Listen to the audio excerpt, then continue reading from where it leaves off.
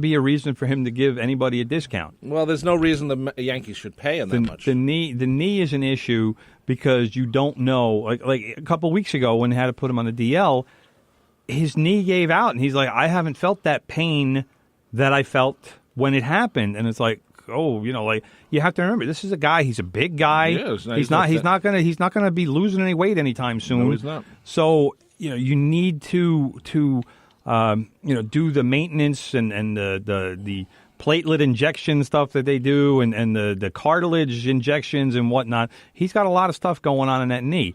But I think on a 1-year deal, $11 million or so, if you can get him for that. I would, if I'm the Yankees, I would say go for it. I'd go for like 9 and just say, you know what, give us one back. Well, I mean, obviously you want to try to, like I said, you want to try to get him for as low a number as I you think can. also depends how far the Yankees go in the playoffs this year. Yeah. I think if the Yankees, go, let's say they win it, he might want to stay and allow the money to go down. But I think the other thing you have to look at is the Yankees right now. This is an emerging young team still. They are, and I think that part of it might excite CeCe as opposed to going to say Oakland for $10 million or whatever. Like I said, Oakland's close to home, but is that where you want to go? And San Francisco is probably going to be looking for a pitcher, but again, does he want to go to the National League and change leagues? The guy's been an American League pitcher for pretty much his entire career. So do you want to do that at this point? And how many teams are going to have that kind of interest in him, again, with the knee and the issues that could cause? I mean, one bad step off the mound or on the mound during a follow-through, and he could be done. Yeah. So it's a pretty big risk. I agree. But I think it's one the Yankees should take. Quickly, let's talk about the Mets. Matt Harvey, as Tim wrote on Facebook the other day, looks awful during the game. And he did. It seems like he has no velocity anymore. It seems like what Matt Harvey used to have doesn't exist anymore. So. In some ways, yeah. My old boss, Dave Rubenstein at Newsday, did put a little bit of a reminder, let's say, in there, where Matt Harvey is pretty much pitching for next season. All right, I didn't expect Matt Harvey to come back and dominate. But on the other hand, I didn't expect him to come back and look as terrible as he looked on Saturday. He looked awful. All right, and there's no two ways around that. You can't. I mean, yes, is he pitching for next year? Yes, he had a fairly abbreviated rehab because there's only minor league baseball is ending, so there wasn't really a whole lot more he could do in the minor leagues. But his fastball, Harvey's fastball, pretty much topped out at about 93, and this could be the new Matt Harvey. This could be the new normal, which is something Met fans need to kind of be ready for. Well, I've always said that 100-mile-an-hour pitches seem to destroy arms after a while, and that if you go to 95, which is still fast, or 93 in Harvey's case, that's still it's all about placement of the ball and where location. So to me, if that's more important than if it's 100 miles an hour. Of course.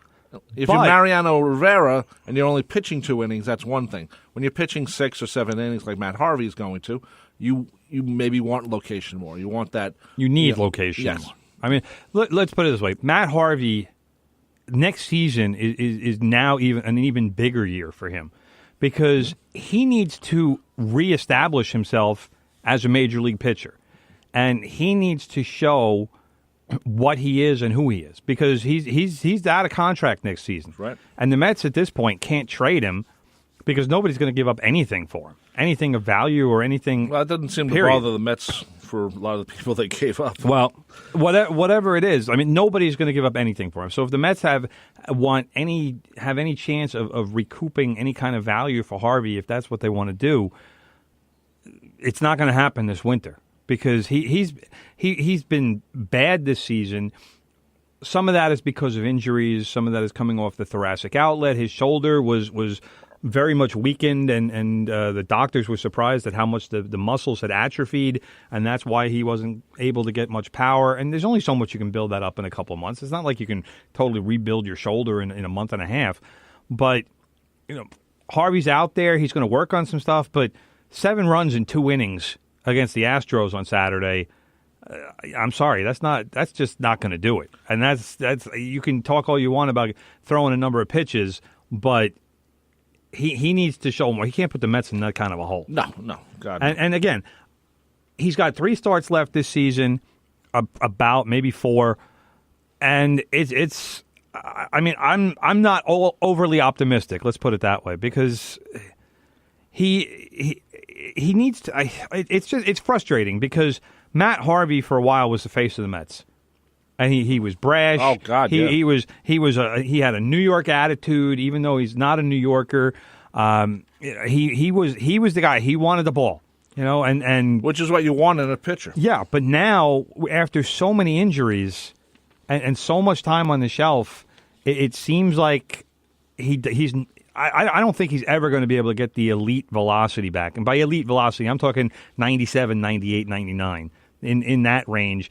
92, 93, it's nice, but it's not 98. There's a big difference in that 5 miles an hour. It might not sound like there is, but there is. And he's almost going to need, it seems anyway, like he's almost going to need to reinvent himself like CC Sabathia has, except he's going to have to do it at a much younger age. CC was a durable guy, and he pitched a lot of innings, and he was a workhorse for so many years. Matt Harvey's been almost the opposite for the last 5 years, where he can't stay healthy. Nope. And I said this to a friend of mine the other day, we were talking about it on Facebook. I said, Harvey needs to get in the weight room in the offseason. He needs to build up his body. And I'm not saying he needs to get muscular, because we've had that conversation many times here already about Mets and bulking up. Matt Harvey needs to work his entire body. He needs to work his legs especially, because that's where pitchers get power from. And he needs to work his shoulders. You know what they should bring in? I don't know who. They should bring in Tom Seaver, who was one of the best Tom pitchers. Seaver's not coming in. No, he's not. But they maybe for spring training and just Tom Seaver's not coming through that door. Well, I would like to see that, because Tom Seaver would say, "Hey, you don't need all that." I mean, he does build up his shoulder, but Tom Seaver was great pitching from. His it was all legs. Down. It was all legs. If you look at those pitches, his legs are on the ground almost. Yeah, and because he was using every ounce of his legs that he could to drive through the ball. So this way your arm isn't taxed as much. Then again, I don't know what Seaver's fastball was, but back then it was like if you threw 95, it was a lot. Nowadays that's up to 100. He also had 200 strikeouts 8 years in a row. So. Well, hitters adjust, and I'm not. Tom Seaver was a good enough pitcher where I think he would have thrived in any era, but obviously pitchers have gotten bigger, stronger, and faster. So that's part of today's game. Okay, bro. Let's. We got 22 minutes. Plenty of time. But just quickly, Geno Smith. Actually, wow. Yeah. Let's go to football. Let's go to football. Is the backup to Eli Manning. Geno. So he sort of is. What's the word? Rehabilitated himself a little bit. I call being the backup to Eli Manning is the easiest job in football. Eli doesn't. He's not going to have to play. Eli does not get hurt. Eli started. I don't even know, like over 200 games in a row. Yep. So, Geno, congratulations on basically winning the lottery, because all Geno's going to have to do is practice. So, well, the question, and he's going to make what, like $2 million or whatever. Yeah, I don't know how much money Geno's making on his backup contract. Where the baseball cap. So my question is, if the Jets had kept him around, with the fact that they really don't have a quarterback that we're going to be happy with as Jet fans, would Geno been the top of the people who fought for the Jets' quarterback job this year if they hadn't got rid of him? I'm thinking maybe. The problem is, I think he. Here's what it is. I think it was the Jets' quarterback situation comes from the whole offense thing, and I don't know what that means. It means that they don't have a good offense setup. Well, we know that. So maybe the Giants, which are going to have a better setup, he moves. He feels better, more confident, and plays better if he ever gets to play. No, really, I don't buy into that at all. Okay, I do. Well, all right, let's put it this way. Maybe Geno operates in the Giants' version of the West Coast offense better than how he worked in the Jets. But the Jets, that's kind of how they worked when he was there, when Sanchez was there, too, with Rex, was a lot of short passes. So it was kind of a weird version of the West Coast offense because it was all short checkdowns and they didn't really go up top too much. But I think with the Giants, I don't think it has anything to do with Geno suddenly being a better quarterback. And I certainly don't think – I think if Geno was back with the Jets and it would have been a 4-quarterback competition like it was last year, I think he would have just been part of the muck. I agree. You know, I mean, would Geno have been the guy to separate himself from the other three? No.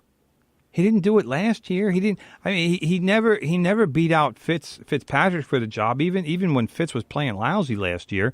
So I think what you're looking at is that Geno's just a pretty good quarterback. He's not great. He's not a guy you're going to build your franchise around.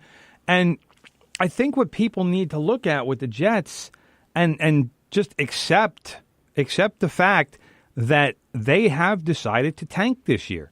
And that's their primary objective. We want to lose as many games as possible. And we want to get a draft pick. Because the Daily News is already following Josh Rosen from UCLA. And there's some other quarterback. I don't know who the guy was.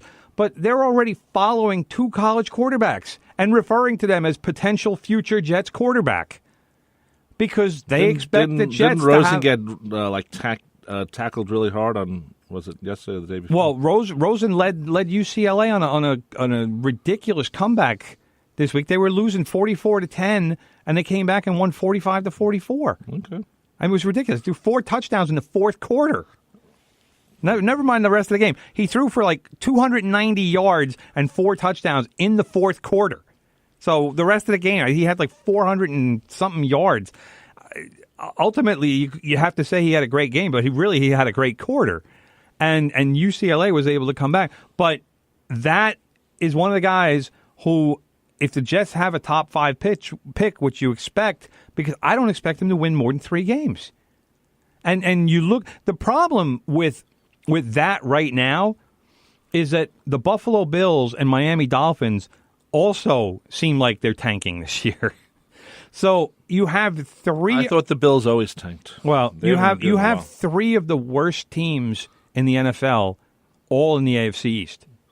Like and the best team with the Patriots. Or one of the best teams. I said to my moron buddy Croce the other day, because I know he's going to crow all season about the Patriots. I told him, I said congratulations on winning the AFC East. And he's like, what do you mean? And I'm like, Croce, I said the rest of the league is garbage. I said the rest of the league, the rest of the division combined won't win as many games as the Patriots. I'm like, the only reason that some of those teams are going to win is because they play each other twice. I said, that's the only. I said, otherwise you're talking about 3 well below 500 teams. So congratulations on the Patriots winning. Now I don't want to hear about it the rest of the season. So I tried to take his fun away from him because he likes being that arrogant jerk. Well, but that's that division. It's terrible. It is. One thing that the NFL did differently this year, and I think it's affecting a little bit of just the whole end of the spring training, is they get down to the 53-man roster. Yeah. It wasn't a gradual thing. It was. It went from 80 to 53. Right. It was a harsh cuts late in the season there. Yeah. So we're going to take a break right now. Oh, we are. Yeah. Just quickly, we got a phone call. We'll see who it is. All right. We'll be back right after this. You're listening from the Press Box right here on WHPC. The Nassau Lions are taking the field, and if you can't be there, 90.3 WHPC will bring the field to you. Join the WHPC sports staff as we bring you every Nassau Lions home football game to your radio or smartphone, live from Mitchell Field in Garden City. The Nassau Lions are looking to build on Nassau Community College football's rich history and tradition in the National Junior College Athletic Association. With 20 bowl appearances, decades of being ranked nationally, and over 60 players with professional football contracts, NCC football has long been a desirable destination for some of Nassau's best homegrown talent, as well as out-of-town players. Join Coach Ramsey and the Nassau Lions for all the action. The Lions battle the Mustangs from Monroe College this Friday, September 8th. Kickoff is at 4 p.m. live on the voice of Nassau Community College. 90.3 WHPC. Go Lions!